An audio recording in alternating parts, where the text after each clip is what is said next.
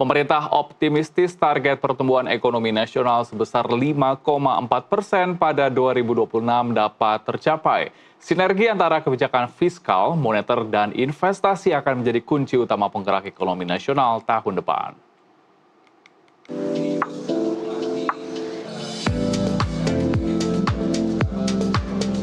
Dalam diskusi yang digelar di Cikini 5 pada Kamis sore, dibahas pertumbuhan ekonomi Indonesia yang berada di 5,04% pada kuartal ketiga 2025. Diskusi ini dihadiri sejumlah narasumber dari kalangan perbankan, praktisi, dan ekonom. Sejauh ini, Indonesia dianggap menunjukkan fundamental ekonomi yang tangguh, melaju melewati pertumbuhan 5% dalam satu dekade, termasuk hingga di kuartal ketiga menuju kuartal penutup di 2025. Chief Economist di Indonesia Economic Intelligence Sunarsip optimistis target pertumbuhan ekonomi 5,4% di 2026 akan tercapai dengan catatan suplai konsumsi rumah tangga terus didorong di wilayah Pulau Jawa, khususnya industri manufaktur. Ditambah memberikan stimulus fiskal dan moneter, relaksasi sektor keuangan, hingga koordinasi wilayah sektor antar kementerian agar program pemerintah dapat dirasakan. Jadi kalau kita kepingin sampai akhir full year itu 5,1, perhitungan saya kita paling tidak harus tumbuh di angka 5,3 di kuartal 4, ya itu satu. Apakah bisa?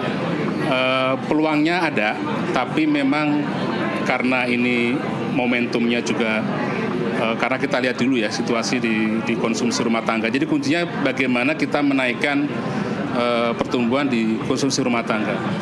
Karena kita sudah bisa berhasil cukup baik membalikkan konsumsi pemerintah, kita sudah bisa menjaga pertumbuhan di sektor ekspor, investasi memang belum terlalu bagus, tapi kalau transmisi fiskal ke perbankan itu bisa berjalan, rasanya yang kemarin di 5,04 di kuartal ketiga, investasi semestinya bisa lebih tinggi dibandingkan dengan 5,04 di kuartal ketiga.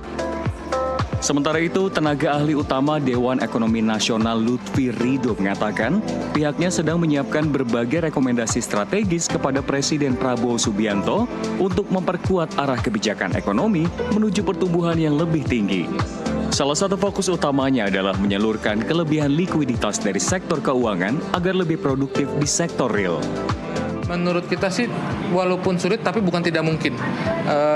Tinggal kita itu intinya itu kita itu butuh, kalau tadi bilang pengungkit, kalau saya Kickstarter.